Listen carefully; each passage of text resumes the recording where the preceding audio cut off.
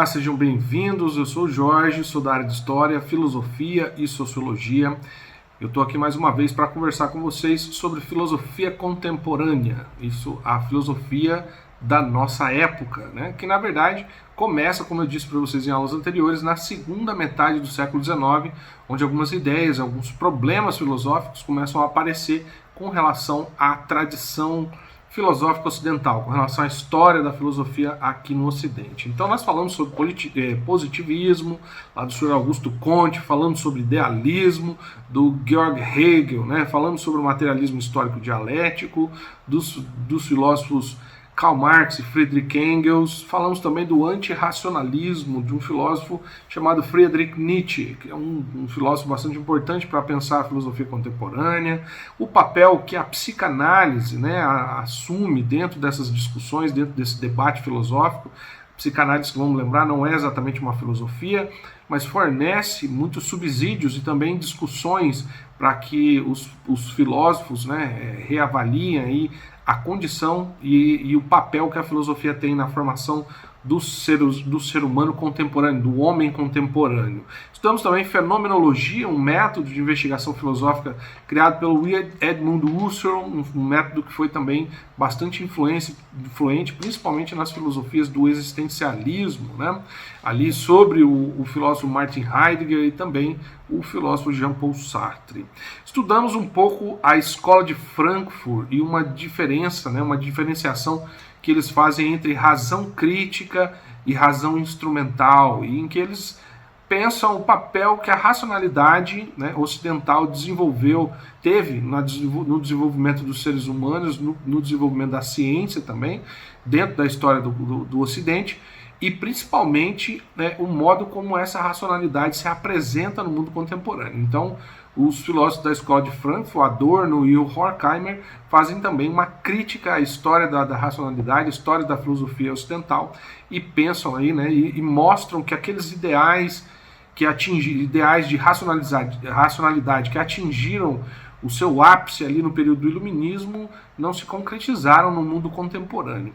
Esses filósofos todos mostram para nós, então, esse panorama de passagem da filosofia moderna, né, para a filosofia contemporânea a partir da segunda metade do século XIX. Mas já falando numa época mais recente, ali na década de 1950, por exemplo, há diferentes conhecimentos, diferentes áreas das ciências humanas, né, adotaram um método de conhecimento, né, um método de investigação, de reflexão, que ficou conhecido como estruturalismo, né, que é pautado, esse método de estruturalismo, ou a filosofia estruturalista, é pautada na ideia de que os objetos de estudo das ciências humanas eles têm uma estrutura prévia que é fixa e que pode ser estudada, pode ser verificada, né?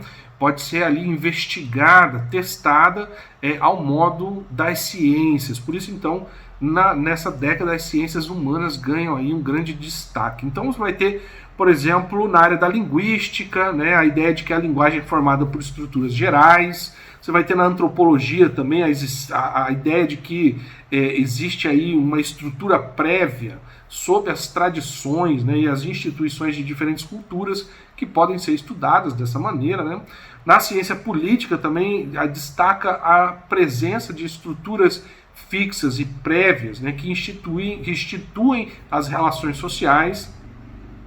Na psicologia, a ideia de que estruturas psicológicas inconscientes podem determinar os nossos comportamentos, os comportamentos individuais, né? E na filosofia, houve pensadores também considerados como estruturalistas, porque apontaram estruturas fixas inconscientes, que podem ser econômicas, sociais, culturais, psicológicas e etc., e que instituíram as condições de vida, as relações sociais, os conhecimentos humanos. Nesse sentido, nós podemos destacar, por exemplo, o filósofo francês Michel Foucault, que apesar de não se considerar um estruturalista, traz ali no seu pensamento diversas ideias comuns com essa corrente, né? Então Foucault apontou uma forma de organização, de ordenação histórica dos saberes, dos conhecimentos em cada época, denominada por ele de episteme. Então cada época, né, tem a sua própria episteme, a qual determinaria os critérios de cada cultura e época para julgar o que é e o que não é científico, né? E quais os discursos são verdadeiros e podem ser confiáveis.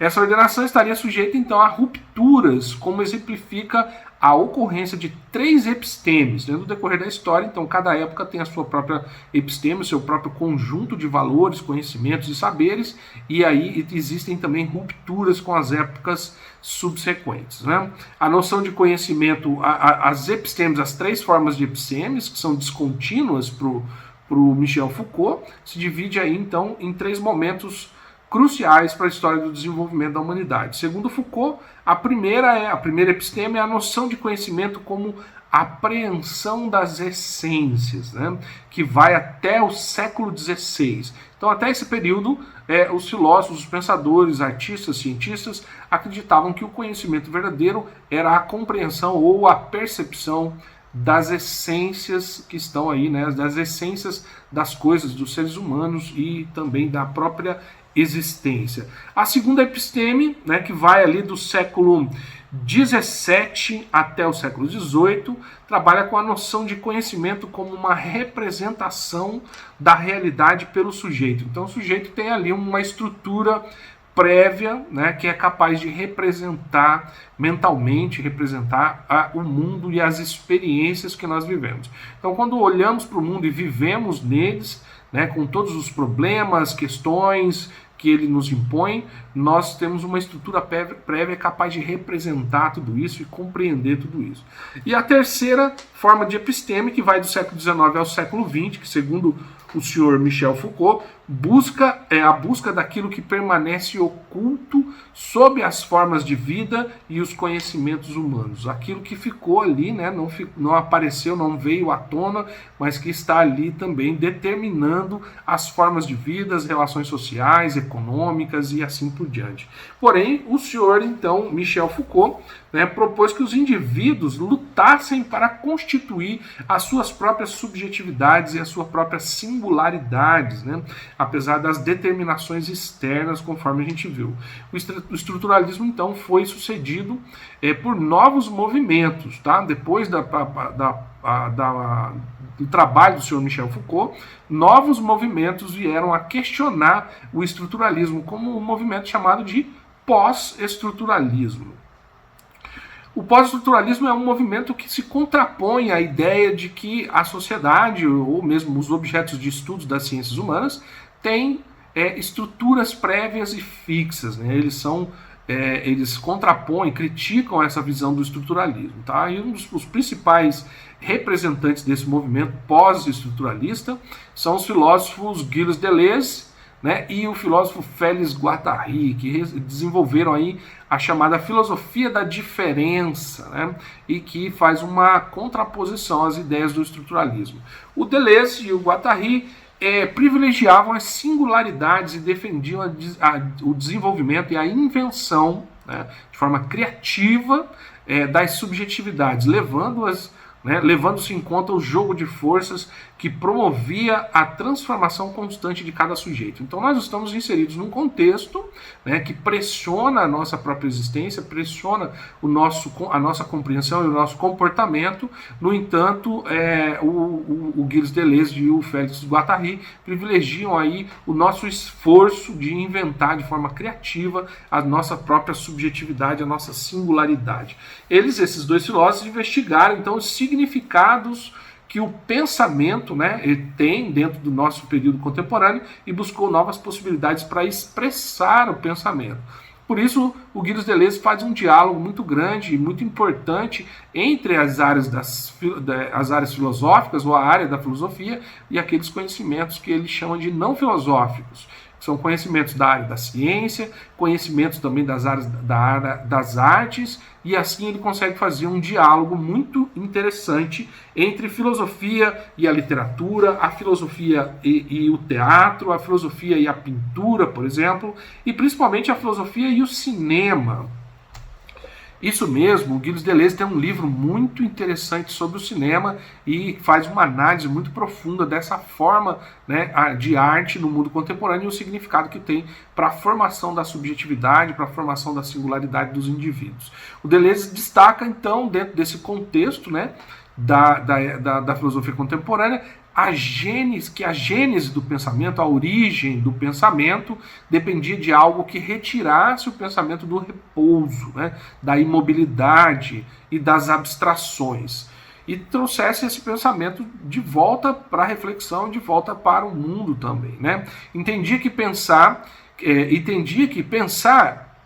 era se sentir movido pela ação, ou seja, movido por uma paixão de pensar, uma paixão pelo pensamento, né? Então isso é o que nos movia a desenvolver os pensamentos. E dentro desse contexto, a tarefa da filosofia é a construção dos conceitos, é a criação de conceitos. E a história da filosofia pode ser estudada, deve ser estudada, segundo esses dois filósofos, não do ponto de vista das suas estruturas prévias, do ponto de vista do seu contexto cultural, propriamente, isso tudo ajuda a compreender, mas principalmente deve ser estudada a partir do viés da problematização do saber, né? Então, estudar a história da filosofia só faz sentido se nós pudermos problematizar a história da filosofia e utilizá-la para entender a nossa própria época. Só assim, então, a filosofia faz algum sentido para esses filósofos. Além disso, criar conceitos seria útil para abordar e compreender também elementos não filosóficos, como eu disse, né, como, por exemplo, as obras literárias e os filmes, as obras do cinema, né? Quando a gente fala em criação de conceito, é importante perceber que no universo filosófico a palavra conceito, ela designa a essência de algo, aquilo que é, portanto, né? E sendo assim, sendo mais do que nomes atribuídos às coisas, os conceitos referem-se aos significados que essas coisas têm dentro do nosso sistema de significados, né? Dentro do nosso sistema cultural, por assim dizer. Por isso é possível, segundo os filósofos que trabalham com essa perspectiva, encontrar várias palavras para exprimir um único conceito. Por exemplo, quando nós falamos razão, intelecto, espírito, alma ou consciência, em muitos aspectos querem dizer exatamente a mesma coisa, né? Ou uma palavra capaz de exprimir diferentes conceitos, como por exemplo a palavra logos, uma palavra grega que é vastamente usada nos idiomas naturais modernos, né? Como, por exemplo, quando a gente fala biologia, nós estamos falando aí de bio, que é vida, e de logos, que pode ser traduzido de muitas maneiras, entre eles estudo, razão, saber, discurso racional, organização e assim por diante. Então a biologia, né, o biologos, seria um estudo racional, né, um discurso racional sobre a bio, sobre a vida, né? A história da filosofia revela então a dinâmica dos conceitos, as mudanças ocorridas na sua compreensão em diferentes épocas ou teorias. Por exemplo, o conceito de ideia ou forma não era exatamente o mesmo para Platão, né, que concebia a realidade exterior, as coisas, e para Aristóteles. Então, para Aristóteles e Platão, o conceito de ideia ou de forma eram coisas bastante diferentes, né? O Aristóteles, por exemplo, concebia o conceito de forma como algo imanente, algo que está presente na própria coisa e não separada dela. Uma grande discussão que aconteceu ali no final da era clássica da filosofia antiga. Então, na visão do Deleuze, os conceitos atuariam sempre em relação a outros conceitos, né?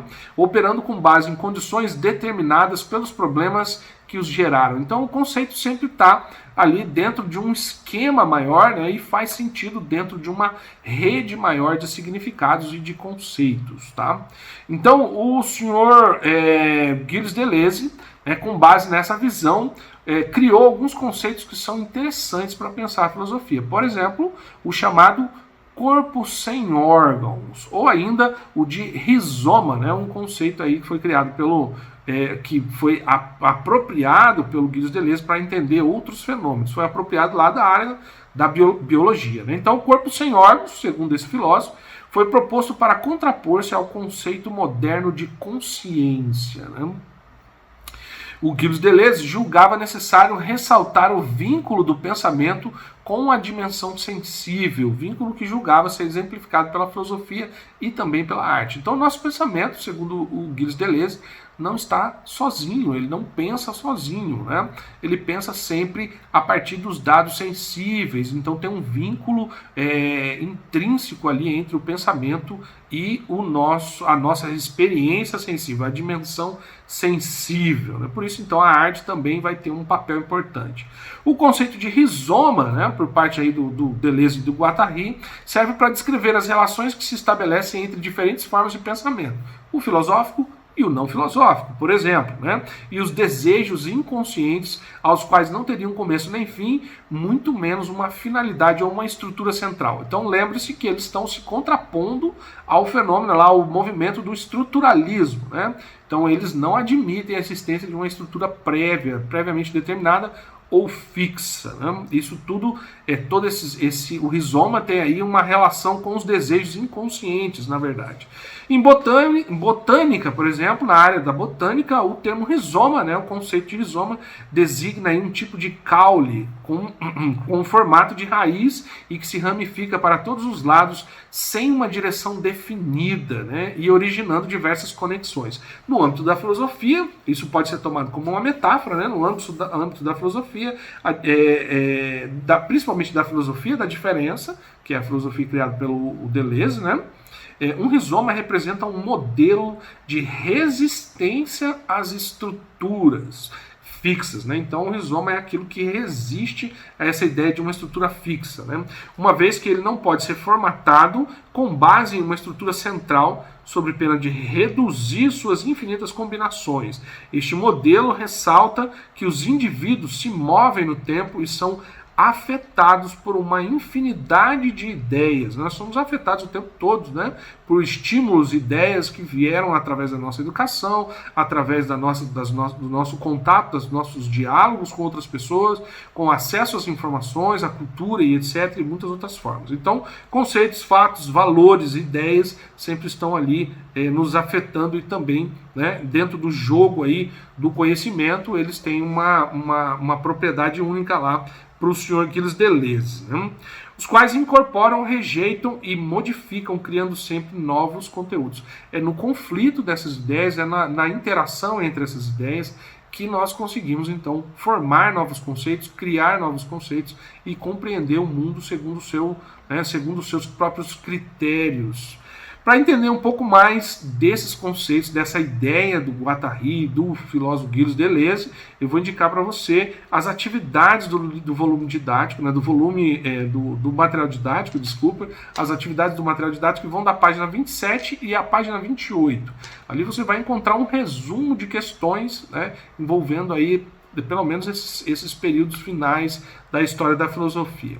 Com isso, então, nós conseguimos aqui dar um fechamento, né? Na aula seguinte nós vamos trabalhar novamente as ideias do filósofo Guattari, tá? E do filósofo Deleuze, para aprofundar um pouco mais a compreensão que eles tinham do papel que a filosofia desempenha no mundo contemporâneo, ok? Então, por hoje é isso. Lembre-se, sempre que você terminar de ler ou fazer as atividades, compartilhe com alguém, dialogue, converse com alguém sobre aquilo que você descobriu e aquilo que você pensou, e eu tenho certeza que isso vai te ajudar a entender melhor o pensamento dos filósofos, ok? Então, por hoje é isso. Tchau, bons estudos e até a próxima aula.